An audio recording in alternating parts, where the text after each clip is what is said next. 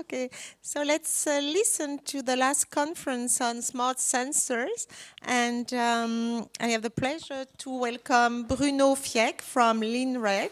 He will be presenting the European project HELIAUS on automotive. So, oops, yeah. Okay, thank you for the introduction.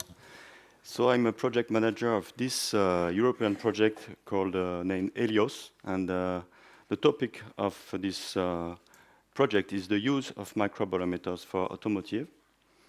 So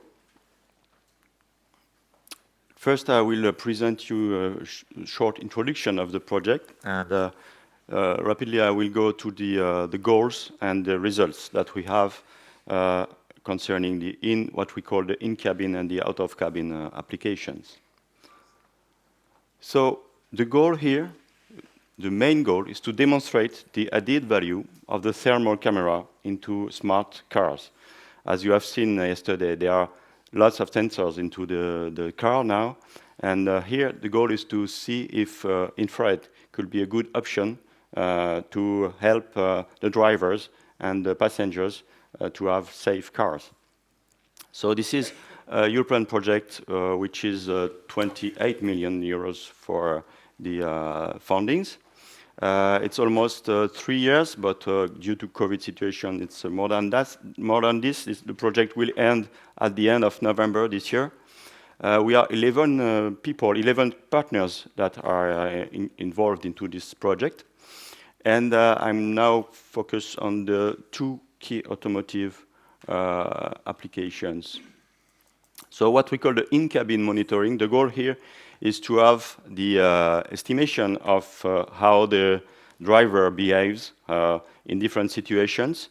So you can manage the thermal comfort, for example, of to see if there are some risk of stress of the driver during his driving experience.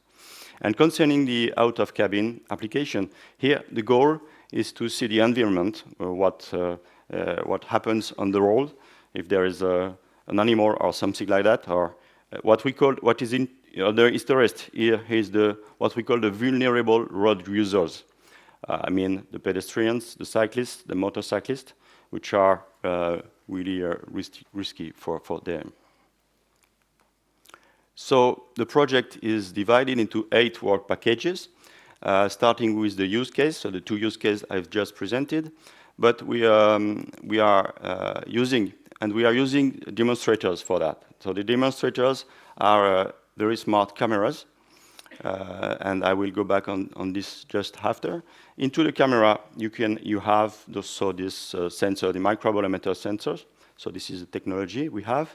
You have ISP for integrated imaging sensor processing. Of course, optics into a packaging, a very small package. So we are using, I will go back on the camera itself after. Concerning the partners, so we are 11, as I said, in Ireland, Germany, Italy, and France. We have universities like Université de Rennes. We have the university in Ireland. Some labs like Fraunhofer, CEA, of course, in France, and ONERA, which is the French aerospace laboratory. Next to you, another brain are small companies involved into the algorithm for the artificial intelligence. And Umicore is a big company, and Denso is a tier 1 Japanese company, famous Japanese company. And there is a subsidiary in Germany, so Denso ADAS. Concerning the fundings, of course, it is an Excel now named KEDT, GU. And we have also funding coming from each country, like GGA in France, for example. So beyond ULIS, the goal is to have a product at the end. So the frame of the project is to have this first demonstrator and to draw the shape of the specification of the future product. We do this different types of demonstrator. At the end, the goal is to achieve a product which can be like this, to achieve low cost, high volume, of course, and compliant with the standards, which is hard stuff to do. The automotive standards are very stringent. So 3 demonstrators. The first one is on the chef camera. It's very close to what you see behind this door on the table, which is a camera from Lynred. Then you have the DEM one. DEM one is a bit more smarter. It's a bit more smart with a 12 micron pitch, like this one, but with ISP near the sensor, integrating some algorithms for the correction of the image. And at the end, you have this smaller detector, which is we reduce the size of the sensor itself, and we have a dedicated lenses that have been developed into the frame of this project. So for the in-cabin application, let's have a look at some results. So this is the flow chart, let's say the flow of the pipeline of the processing of the image. So we start with the raw image, but corrected, like you see in the demo. But this is not sufficient to have for this project to have an estimation of the driver emotions and behavior. So we have to do the face detection, then the face recognition. For example, the algorithm is capable to see the shape of the eyes, the nose, and the mouth. And at the end, the goal is to try to see these parameters like the respiratory activity, the breath activity. When you're breathing, you see the difference of temperature where the nose area, around the nose area. And at the end, the goal is to have this thermal comfort estimation, emotion detection, drowsiness, and to try to react. This is just a view of what have been done next to you, where lots of images have been done, plenty of hours, thanks to students from the university. They spend lots of hours until they are completely tired. And we have recorded lots of data sets to do the algorithm just after. And I have a movie. Yes, there is no song also. Next to you brought into the HELIAUS project the experience gained in the avionics field for multispectral IR imaging for non-contact real-time psychophysiological monitoring. For the project, we improved upon our technology, introduced new algorithms to monitor key drivers' psychophysiological states, and we helped shaping the real-world car cabin that hosts this technology. In accordance with the incoming third-level ADAS regulations, we developed the driver drowsiness and stress detection algorithms for a safer ride. To improve upon the driving experience, we introduced the driver mood detection algorithm and the thermal comfort monitoring algorithm for perceptually driven AC automatic control. So that's for the in-cabin. This is a movie that we've done for the special events, which is called AutoSense in Brussels 1 month ago. For the out-of-cabin application, we have also done some exercise like this one. The goal here was to try to see at which distance we can detect different types of people, animal, pedestrian, bicycle, and car. And as you can see on the left, you have infrared image, and the right visible image. And these two tables presents the rear detection, so infrared and visible. And you can see that we can detect a pedestrian 10 meters farther than in the visible domain. So it's an improvement. But you can see there is a red cross with the animal, which is not detected, which was not detected in the infrared instead of visible. But it has been corrected just after, and I will show you that in the next slide. So this is probably the most important slide of my presentation regarding the out-of-cabin application. On this graph, you have the average precision of the algorithm, which is able to identify different types of things on the road. So car, pedestrian, cyclist, animal, and motorcyclist.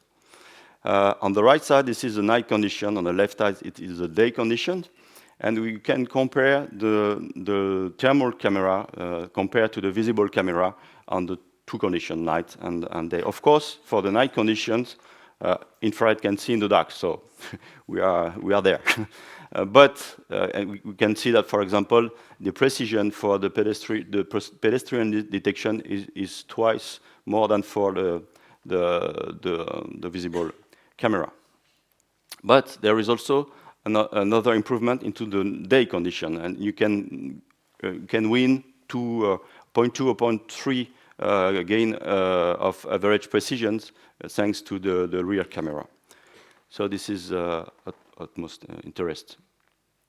So this is another movie done by Denso, another partner from this project. And you can see that, if I can make some stops, I try.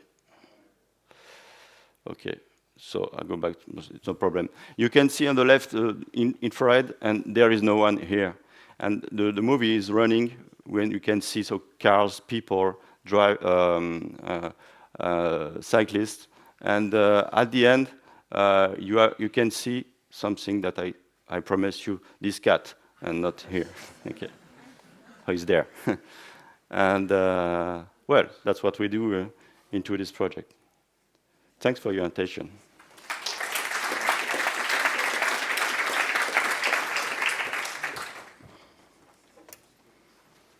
Just in time, so maybe we can take a question from the audience. Yeah. Yes. Magnus, for those of you who weren't here yesterday and heard your intelligent questions from yesterday, very inspiring, you can please introduce yourself again. Okay.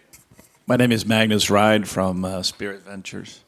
Here in Sweden, we have one, maybe not a unique problem, but a relatively large problem, driving at night, because we have a lot of wild animals on the roads. I mean, there are a lot of accidents with moose and deer and pigs, things. So distance and range, you know, from not only from the road, but on the sides of the road, so you can see the animal come from the forest in front of your car. I've noticed that myself driving so many times, so close to accident.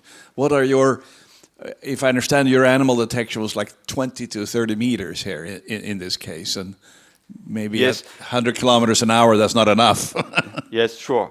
This was just an example to see if we can improve something thanks to infrared. But after that, we have to make the specification of the products and the system itself, and we can change perhaps the optics, perhaps the position on the car, perhaps the field of view. So.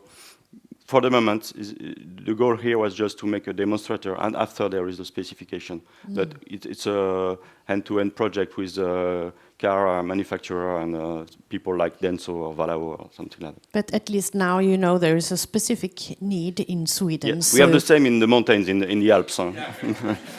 Yes, but it's really something interesting. Thank you very much for your presentation.